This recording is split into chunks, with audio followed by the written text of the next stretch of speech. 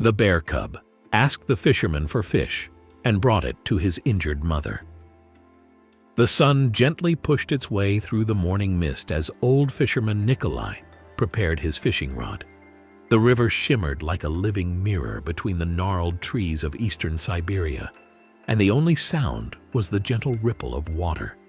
It was a place of silence, a retreat for a man who spoke more with nature than with people. With practiced hands, he cast his line, hoping for a trout, maybe even a rare grayling. Today felt peaceful, almost sacred. But as Nikolai focused on his bait, he suddenly sensed a crackling in the underbrush behind him. Not the rustle of a bird or a squirrel, something heavier. When he slowly turned around, his heart skipped a beat. Just a few steps away stood a bear cub, small, skinny, with wide eyes that pleaded more than they threatened. It made no sound, didn't move. It simply stared at the fish in his basket. Nikolai's first instinct was to run, but then he looked closer. The little creature was trembling. Its chest rose and fell quickly. Its gaze was not aggressive, but hollow with hunger. The man felt a pang in his chest, a feeling he hadn't known in years. Without saying a word, he took a freshly caught fish from his net and gently placed it on a flat stone between himself and the cub. The young bear hesitated, then slowly stepped forward. It took the fish, bit into it, and didn't take its eyes off the man for even a second. As if it wasn't just food it had come for, but an answer. Then, with the fish in its jaws, it disappeared into the dense forest. Left behind was a man with trembling hands and a stirred heart. Nikolai sat silently by the riverbank. His rod lay forgotten beside him. He thought about the creature, about its eyes. Something had happened there, something greater than a moment. It had not been an ordinary encounter, and deep in his soul, he knew this was not the end. The next morning, Nikolai couldn't shake the image of the bear cub from his mind. He returned to the river, this time with a sense of unease. He brought his fishing rod, but his eyes searched more for the thicket than the water. And sure enough, less than an hour had passed when the cub appeared again. This time, it didn't stay at the edge of the river. It ventured right into the shallow water beside him, almost as if it wanted something from him, as if it was trying to lead him. The small ball of fur seemed restless, turning back often, glancing at the man, then toward the forest again. Nikolai could hardly believe what he was seeing. It was as if the animal were trying to show him something, asking for help. When the bear let out a short sound and took a few hesitant steps toward the forest, Nikolai froze. But then compassion overpowered caution. Slowly, he followed the cub. It led him through brush and along narrow trails until they reached a small clearing, hidden beneath thick branches. And there she lay, the cub's mother, motionless, her breathing labored, her fur matted. In her eyes, pain, but also a flicker of life. The cub stood beside her, silent, watchful, hopeful. Nikolai approached cautiously, his heart pounding. He saw bloodstains in the grass coming from her left hind leg. A gunshot wound? Poachers, perhaps? She could barely move, yet her gaze met his, not with hostility, but with exhaustion. Nikolai froze. In that moment, he knew. This animal wasn't dangerous, she was broken, and her cub had spent these past days trying to feed her. Tears welled in his eyes. He thought of his late wife, how she'd once understood him with just a glance. And now, this creature looked at him the same way, silent, strong, vulnerable. Without hesitation, he returned to the river, filled his bag with as many fish as he could carry, and brought them back to the clearing that same day. And that was only the beginning of a decision to take responsibility for a life that had no voice. In the days that followed, Nikolai returned to the clearing again and again. Each time, he brought fresh fish, clean water, or an old towel to gently tend the wound of the mother bear, as best as he could. The cub never left his side anymore, as if it understood. This man was not a threat, but hope. The forest, usually full of secrets and dangers, now seemed to protect this place, as though it whispered its thanks in silence. One morning, with fog draped over the land like a veil, Nikolai dared to take the next step. He informed the local forest rangers and asked them to send help, anonymously, knowing how easily people panic when wild animals are involved. When they arrived, they found him there, by a nest of moss and leaves, offering the bear another meal. The sight moved even the hardened men of the hunting station. The rangers carefully examined the mother bear. She had, indeed, suffered an old gunshot wound to her leg. It was not yet fatal, but untreated, it soon would have been. Thanks to Nikolai, her life had been extended. In a makeshift rescue, the bear was sedated and transported to a protected area where she could receive medical care. But the cub, he wouldn't leave Nikolai's side. He wanted to stay.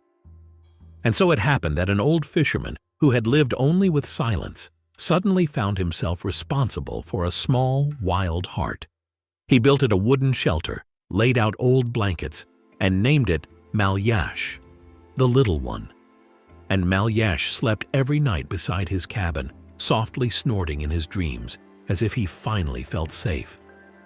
For Nikolai, life grew brighter. After years of solitude, his heart began to beat again.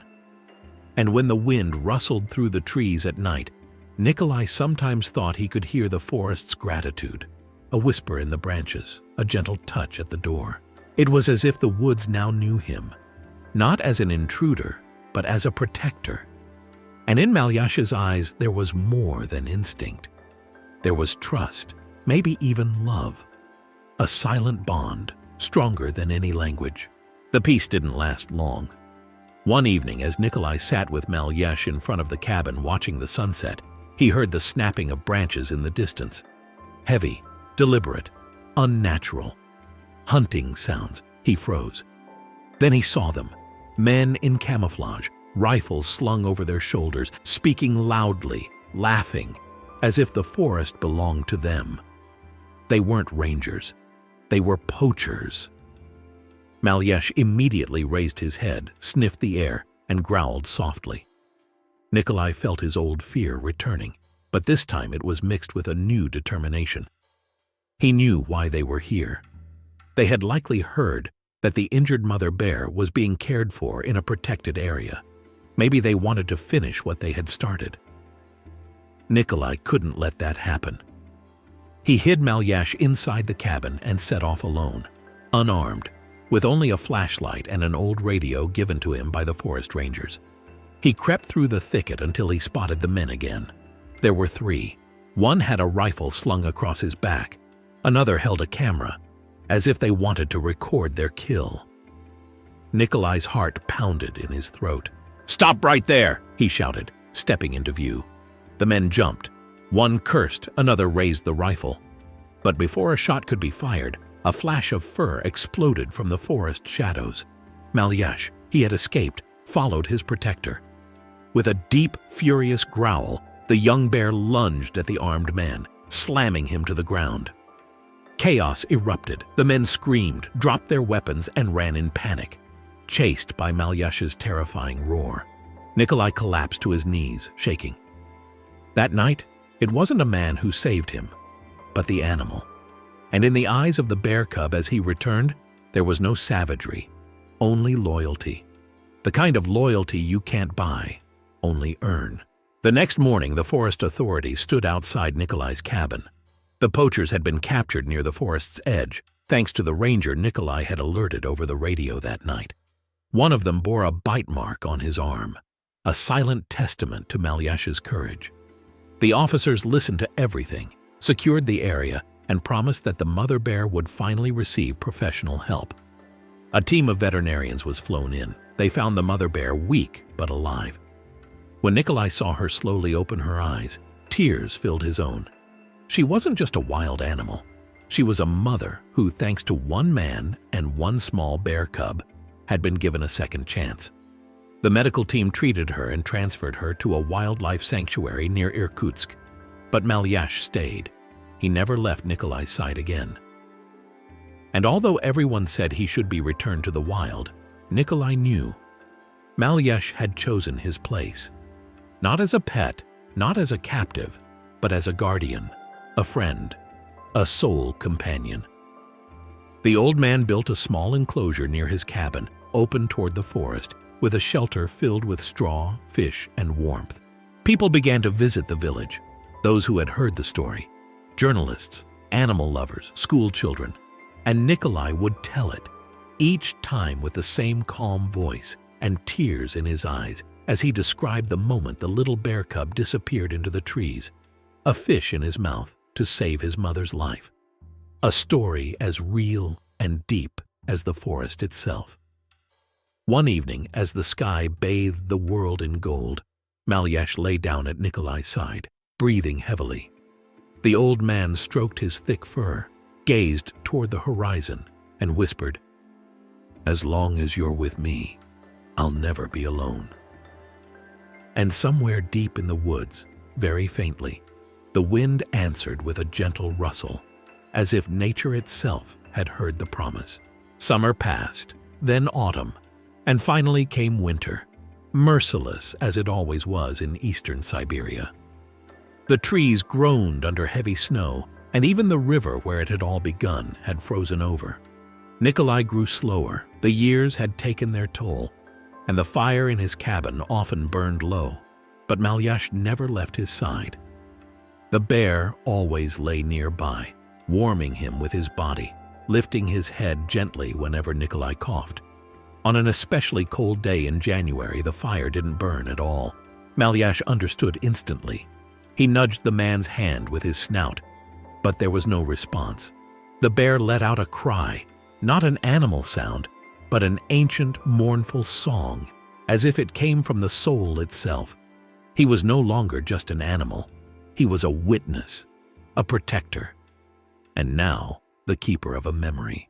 The village buried Nikolai with quiet reverence. Many had only known him as the silent old man with the bear. But now his story was passed from generation to generation.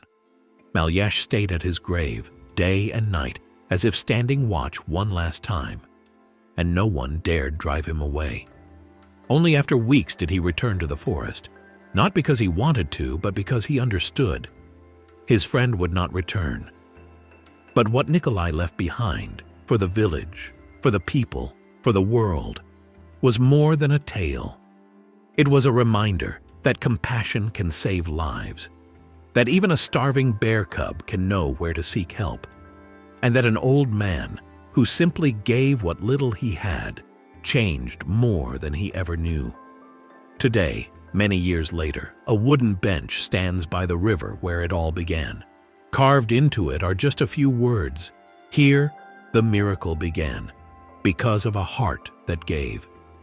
And when the wind blows through the trees, villagers say, you can sometimes still hear a deep, gentle growl. A promise that true friendship never fades. Sometimes it doesn't take great heroism to save a life, just a little heart. An old man, an injured bear, a quiet moment by the river.